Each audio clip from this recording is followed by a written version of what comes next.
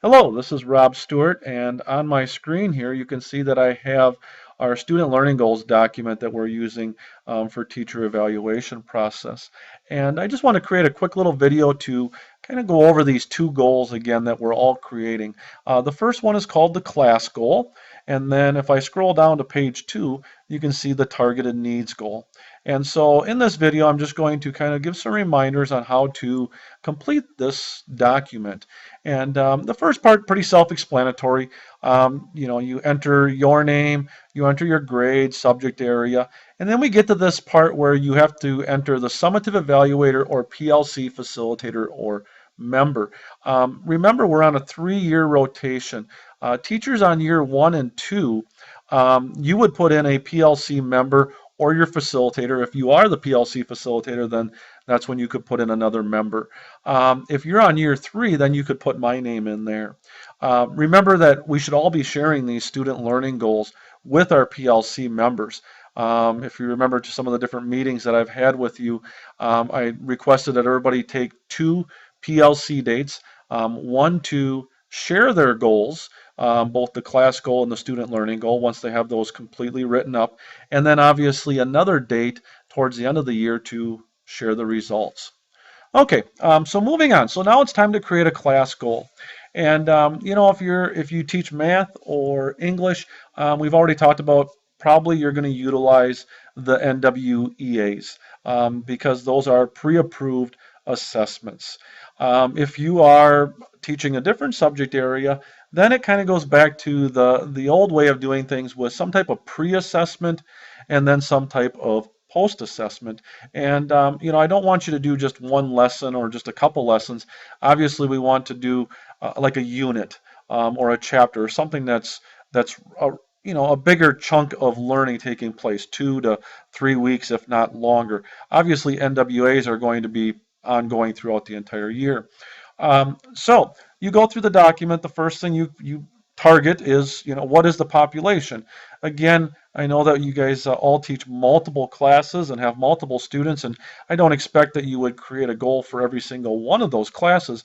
Instead, pick a class or pick a grade level that you want to dig in deeper with. That becomes your population. And then you all know your standards, so you pick out what standards are being addressed. Next becomes the interval of instruction. Like I said, this should be, if you are using NWAs, it's going to be kind of a year long. If you're not using NWAs, then focus in on a unit or a chapter that probably takes anywhere from 2 weeks to a month or whatever. Again, the approved assessments, pre-approved assessments are going to be NWAs, MCAs, things like that. Evaluator approved would be those pre and post tests that you would create to go along with the unit. Then we get into the tricky part, and the tricky part is trying to figure out, well, what is that mastery score that I think all students should try to shoot for and try to achieve? And a lot of it is trial and error, guess and check, especially our first year or 2 years of doing this. And so don't sweat over it. You guys know your curriculum. You guys know your assessments better than anybody.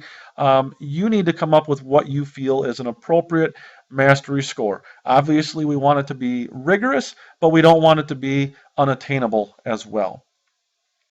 And then you either look at the fall NWA scores that your students took, or you begin looking at those pre-test results and you start figuring out starting points.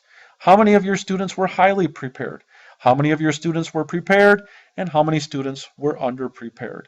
Now, obviously, if you're giving a pretest, you would expect a lot of students to be underprepared to start with. And then obviously, as you teach the unit and as you come to the end of the unit and give the post-test, we want to see a lot of students becoming prepared and even highly prepared.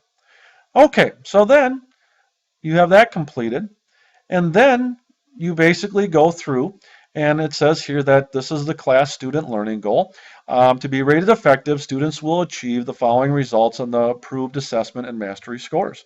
And so again, this is where you figure out, well, how many students? Obviously, we want 100% of our students to achieve mastery, but we also have to be realistic, and we know that doesn't always happen. And so, again, we want it to be rigorous, but we want it to be realistic and attainable. And so you, again, set these numbers. And this is, again, a little bit of guessing, a little bit of checking, trial, error, what have you. And then you just talk about the rationale. Why did you pick this student learning goal? And there you have it. That takes care of creating your class goal. As we go down to the targeted needs goal, you have a couple different options here. Again, targeted needs is exactly what it says. You're targeting a specific population, a much smaller population, maybe 5 to 10 students instead of your class goal, which probably looked at 25 to 50 students. Okay, and can your targeted needs goal be very similar to your class goal? Can it be using the same assessments, the same pre-test, post-test? Absolutely. Could you steer away from that though and possibly look at doing a different type of assessment? Yes, you could do that as well. But what I found last year during the pilot is that a lot of teachers used the same assessment. So now we select that targeted population. One thing to remember, a lot of times with targeted population, we think about those struggling students, those students that performed low on the assessment.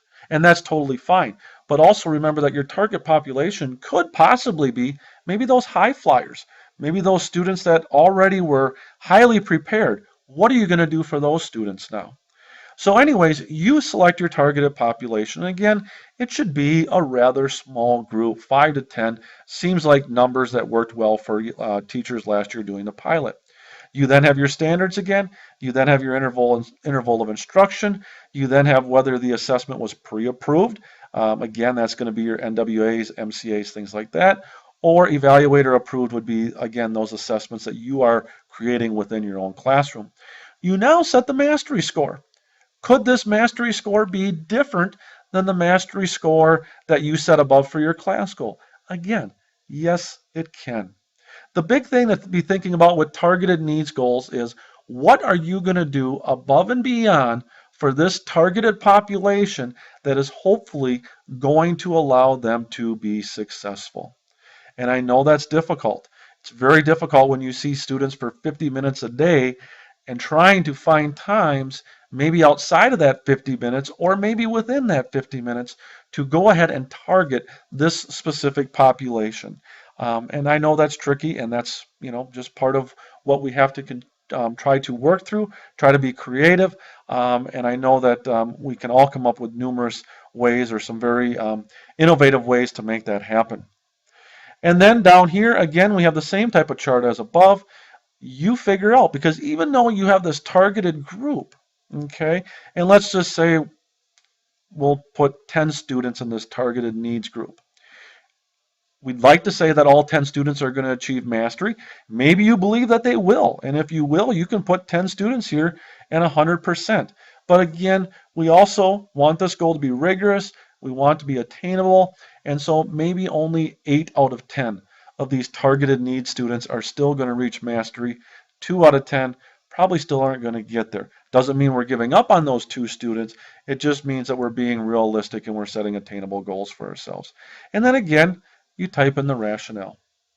That concludes how to draft your class goal and your targeted needs goal. Hopefully this video will help anybody that was struggling with that. And by all means, if you have any questions, you know that you can let me know. I will meet with you individually and we will go through any of those questions at that time. Or obviously you can stop by my office, email me, what have you. Hopefully you found this video beneficial, and thanks for your time.